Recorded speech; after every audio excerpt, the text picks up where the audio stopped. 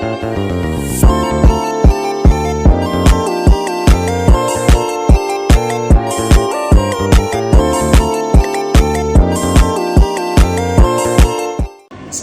warahmatullahi wabarakatuh. Mohon maaf karena udah mengganggu waktunya, berarti kami dari kelompok 4 ingin minta waktu untuk wawancara mengenai gangguan mood yang terdiri dari beberapa pertanyaan.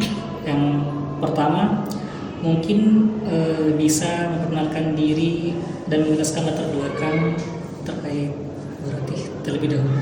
Oke, nama saya Ratih Agustin Rahmaningrum, gelarnya SPSI MSI, saya dosen Fakultas Psikologi Universitas Merdeka Malang.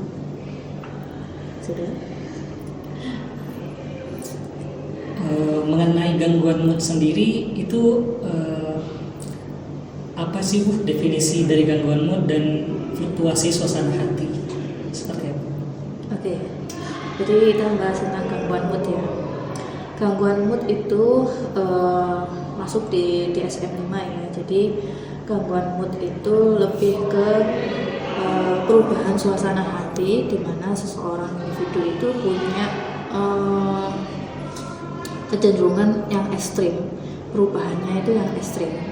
Misalnya dari senang ke sedih, tiba-tiba sedih, kemudian atau sedih tiba-tiba senang, kayak gitu. Jadi itu perubahan gangguan mood ya. Kalau mood biasa itu wajar ya, setiap individu biasanya punya mood gitu. Tapi kalau sudah menjadi gangguan itu sudah ke ranah mereka perubahannya lebih ke ekstrim.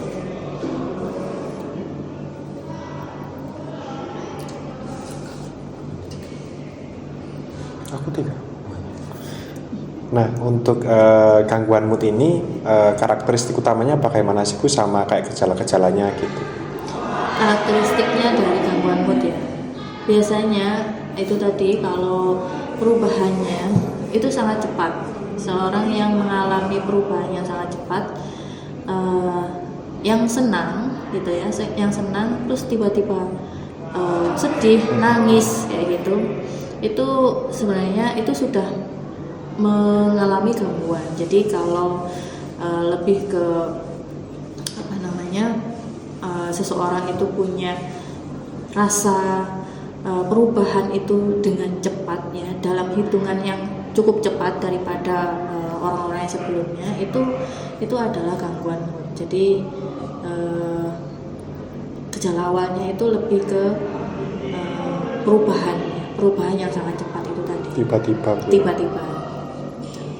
Terus selanjutnya ada nggak Bu langkah untuk preventif atau pencegahan agar mungkin hal tersebut tidak terjadi atau meminimalisir? Oke, pencegahannya ya. Ya. Pencegahan sebenarnya tergantung ya. Kalau orang yang gangguan mood itu kadang ada yang dari genetik, dari keturunan, atau dari lingkungan. Kalau genetik itu kita lihat bahwa orang yang punya keturunan punya ya riwayat gangguan mood ya, keluarganya itu biasanya akan menurun, dan itu bisa jadi mereka sendiri tidak menyadari hal itu. Mereka tidak menyadari akan ternyata saya punya gangguan mood yang tiba-tiba berubah suasana hatinya. Nah, kalau dari lingkungan itu lebih ke ada hal-hal yang di dalam otak mereka itu mengalami sesuatu, misalnya accident lah ya, mengalami sesuatu peristiwa yang membuat dia itu terbiasa untuk menjalani gangguan dirinya itu tadi, yang gangguan mood itu tadi. Jadi biasanya didukung juga dengan lingkungan yang mengkondisikan dirinya untuk menjadi suasana hatinya itu cepat berubah. Gitu. Jadi misalnya dari teman-temannya atau dari lingkungan yang tiba-tiba membuat dia itu mengalami suasana yang ekstrim kayak gitu, itu biasanya cepat sekali sekali mereka untuk berubah itu tadi. Lalu apa metode pengobatan yang paling umum dan efektif untuk mengatasi berbagai jenis gangguan mood? Yang pertama, kenali diri sendiri dulu. Ya, kita selalu harus mengenali diri kita sendiri, bukan self diagnose ya. Jadi kita bisa juga untuk mencari bantuan. Cara mengenali diri sendiri itu bisa mencari bantuan kalau kita itu sebenarnya kok saya seperti ini ya, tiba-tiba nangis, nanti tiba-tiba tertawa, happy kayak gitu. Nah, itu biasanya untuk orang-orang yang aware dengan dirinya itu biasanya punya kesadaran diri untuk memeriksakan. Jadi meminta bantuan kepada yang ahli, misalnya psikolog atau konselor kayak gitu.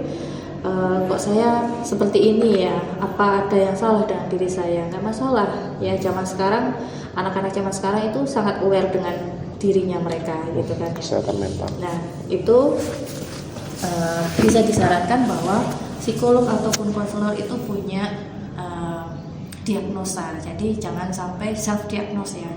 Yang pertama itu diagnosa bahwa ternyata memiliki gangguan mood. Nah, itu nanti pasti akan disarankan apa saja langkah-langkah yang harus dilakukan ya. Gitu. Kemudian olahraga. Ya, kalau kita perbanyak aktivitas olahraga kayak gitu, itu kita punya endorfin sendiri gitu ya. Kita memunculkan endorfin kita untuk punya stimulus di dalam tubuh kita itu untuk mengatur itu tadi, rasa mungkin stres kita, rasa tentang gimana caranya meregulasi emosi tadi. Nah, itu yang harus didapatkan ketika berolahraga itu tadi. Jadi dirutinkan untuk olahraga. Kemudian manajemen stres ya. Karena apa?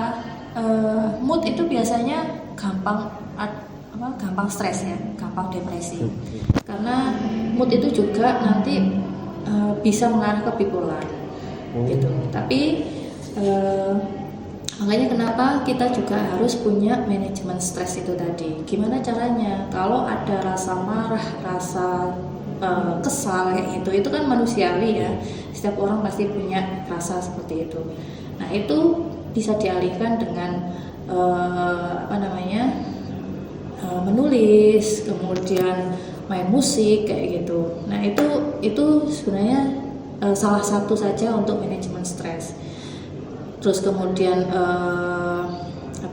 bersosial, kemudian mendekatkan diri dengan alam ya, yang hijau-hijau itu juga bisa mereduksi stres kita.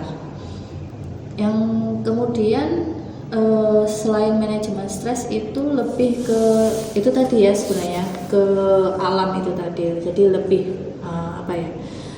meditasi.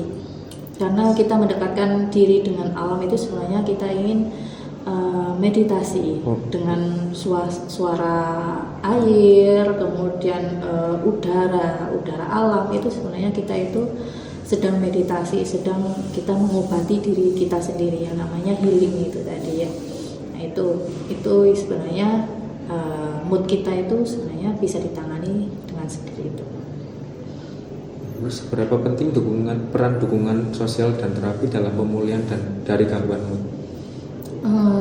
Perannya sebenarnya kalau terapi itu tadi ya, kita caranya menangani diri sendiri itu tadi. Kalau kita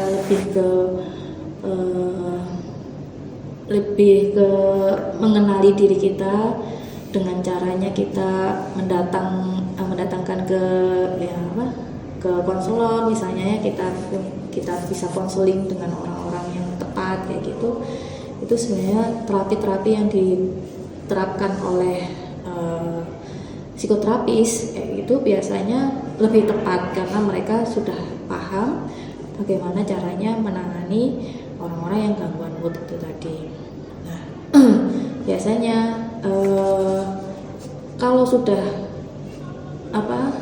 lebih parah ya, lebih parahnya itu ke gangguan bipolar, nanti takutnya orang-orang yang akan mengalami suicide atau bunuh diri itu tadi ya, karena mereka tidak bisa mengontrol emosi emosi mereka sendiri gitu. Jadi harus benar-benar ditangani oleh orang-orang yang tepat dan melakukan terapis itu tadi. Kemudian kalau untuk dukungan sosial ya, kita sebenarnya kita makhluk sosial ya, kita lebih aware dengan orang-orang di sekitar kita, atau paling enggak keluarga kita itu sudah memahami bahwa ada keluarga yang mengalami gangguan mood. Jadi dengan dukungan mereka, dengan perhatian mereka, kita bisa terselamatkan itu tadi dengan dukungan sosial. Lalu apa saran Ibu bagi individu yang mungkin mengalami gangguan gejala mood tersebut? Saran, oke, sarannya itu tadi ya, kita lebih ke mengenali diri sendiri, lebih banyak-banyak meditasi, ya, olahraga, makan yang teratur, istirahat yang cukup, kemudian tetap berinteraksi dengan orang, karena setiap kita pasti akan menemui orang-orang yang akan peduli dengan diri kita. Jadi jangan sampai gangguan mood ini malah menyakiti diri sendiri dan kita pendam sendiri, yang akhirnya nanti malah menjurus ke suicide itu tadi gitu. Lalu adakah pesan penting yang ingin Ibu sampaikan kepada pemirsa kami tentang pentingnya mencari bantuan untuk masalah kesehatan mental, khususnya gangguan mood tadi? Oke, gangguan mood itu jangan dianggap sepele ya. Ini karena kalau parah itu tadi bisa menjadi ke bipolar karena perubahan yang cukup ekstrim ya. Itu lebih ke mood itu wajar memang, tapi kalau sudah menjadi gangguan ya, itu akan mengganggu si pemilik gangguan mood, bahkan orang lain juga ya akan merasakan dampaknya gitu ya. Nah itu saran-saran saya itu tadi bisa menjadi lebih aware dengan kesehatan mental mereka, lebih mengenal lagi kalau ini sudah mengganggu diri saya, mood ini sudah mengganggu diri saya. Jadi kalian harus cari bantuan ke profesional, ke konselor, ke psikolog atau psikoterapi ya, atau psikiater, terserah. Yang penting itu tadi yang lebih ke profesional. Jadi lebih langsung ditangani ke yang tepat ya. Jadi dan keluarga pun kalau ada yang mendapatkan anggota keluarganya yang seperti itu juga harus didampingi, karena mereka juga butuh sebenarnya hanya butuh didampingi. Mereka itu mereka harus berobat ke yang bukan ahlinya gitu ya, tapi pendampingan saja untuk mereka itu butuh disupport gitu, butuh didukung untuk menjalani aktivitas sehari-harinya. Terima kasih atas jawaban-jawaban dari Bu Rati. Assalamualaikum warahmatullahi wabarakatuh. Waalaikumsalam. Udah.